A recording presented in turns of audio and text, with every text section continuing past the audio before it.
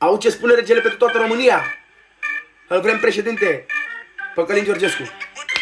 Yes, yes! Yes!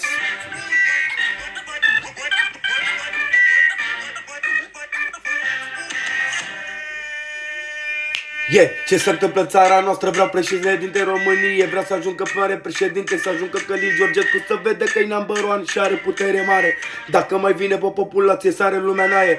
Aveți grijă toată România să ieșiți în revoluție, să votăm Călin Georgescu puterea. Hai să putere maximă, că stai Călin Georgescu care vrea să ia președinte ca e România, ca să fie bine, space toată România, ca să audă toată șmecheria. Călin Georgescu vrea să câștige toată România.